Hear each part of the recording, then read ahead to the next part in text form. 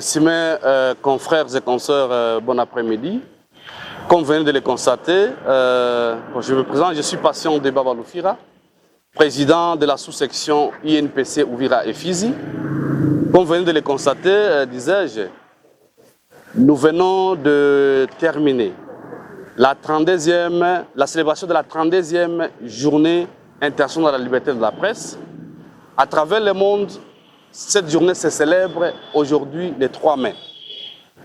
Ça vient de se célébrer à Kinshasa, un peu partout à travers la RDC. Et pour le Sud Kivu, une série d'activités a été lancée à partir d'Ouvira par le gouvernement provincial en collaboration avec l'UNPC et d'autres structures comme la Synergie des médias pour l'Union des forces, la Corporation des médias d'information en ligne comme elle, l'UFMP, l'Union des femmes des médias pour la paix, l'organisation Sodecop et les réseaux des journalistes de Fizi.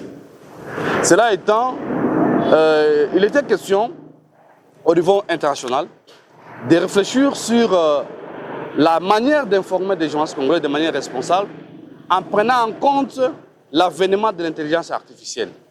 Est-ce qu'avec cette intelligence artificielle, nous allons remplacer le travail des journalistes?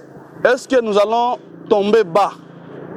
Parce que l'intelligence artificielle nous offre une certaine facilité. Par la liberté de la presse, vous venez de suivre les rapports. Au niveau d'Ouvira, au niveau du Sud Kivu, il y a eu un service de monitoring. Il y a eu un service qui a été mené.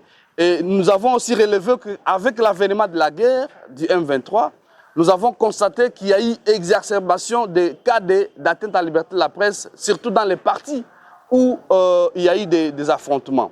Et donc, cette question de liberté de la presse mérite encore un travail de fond en comble, un travail à tous les niveaux. Que ce soit au niveau des journalistes, nous-mêmes devons, ce que j'ai dit, cultiver la culture du professionnalisme et de la responsabilité sociale dans nos métiers. Cela nous évitera des problèmes et des conflits inutiles. Et cela également nous obligera à tenir compte de la sensibilité au conflit. La responsabilité sociale des journalistes, ça veut dire tout simplement que les journalistes, avant de publier une information, avant de partager une information, se rassurent des conséquences qui peuvent découler de cette publication.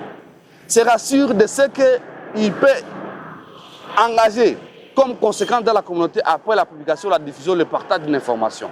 Et donc, voilà de quoi il était question. Nous avons également parlé du cadre légal qui organise la presse en RDC, parce que c'était très important que les gens comprennent que le secteur est organisé et que en 2023, la RDC s'est dotée de lois majeures, notamment la loi sur le code du numérique, également la loi qui organise la presse en RDC, la loi dite Mouyaya. Et donc, il fallait que les journalistes soient actualisés de tout cela. Se rappellent encore, se remémorent encore du contenu du code d'éthique et de déontologie. Voilà de quoi il était question. Nous pensons qu'avec cette liberté, avec cette célébration, nous posons les bases qui nous permettront de rendre de plus en plus viables, efficaces et indépendantes les radios, ainsi que les médias d'information en ligne. Nous pensons qu'également avec la formation d'aujourd'hui, la population prendra conscience, à travers le travail des journalistes, de notre rôle dans la transformation, dans le progrès de la communauté. Je vous remercie.